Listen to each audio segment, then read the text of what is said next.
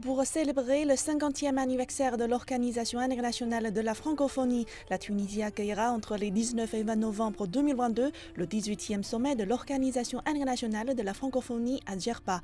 À quelques jours de ce sommet, lundi 14, une table ronde des ambassadeurs de la francophonie est organisée à Beijing par le think tank chinois, le Centre pour la Chine et la globalisation, l'ambassade de Tunisie en Chine, ainsi que le groupe des ambassadeurs francophones.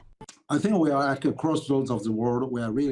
monde d'aujourd'hui fait face à un carrefour et à de nombreux challenges. Face à de multiples incertitudes, les pays francophones jouent un rôle important et la Chine veut bien travailler avec la francophonie pour un meilleur avenir de notre planète.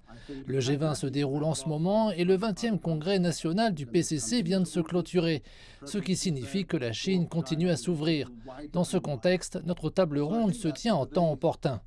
On a focalisé nos interventions aujourd'hui sur l'importance du numérique comme moyen de transition vers un changement climatique, vers un développement durable, vers une coopération plus engagée avec tous les partenaires du monde, y compris la Chine, naturellement la Chine bien sûr, puisque c'est la deuxième économie du monde, et avec lequel l'ensemble de la communauté francophone souhaite s'engager davantage dans un esprit de coopération gagnant-gagnant qui profiterait à tous et qui aussi profiterait des annonces et des dernières décisions issues du congrès du Parti communiste chinois, où on apprenait beaucoup plus d'ouverture vers le monde extérieur et une internationalisation des activités économiques au profit des pays tiers, dont les pays de la francophonie.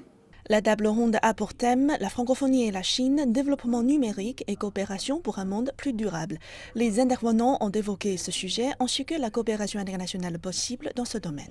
La numérisation est un moyen important pour concrétiser le développement durable dans le domaine de l'écologie, de la réduction de la pauvreté, etc. La Chine en est un bon exemple.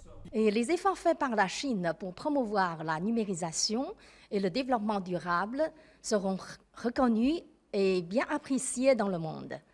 Et la numérisation joue un rôle de plus en plus important dans la vie quotidienne de la population, par exemple le paiement électronique et la transaction bancaire électronique, la gestion du transport, la consultation médicale à distance, etc.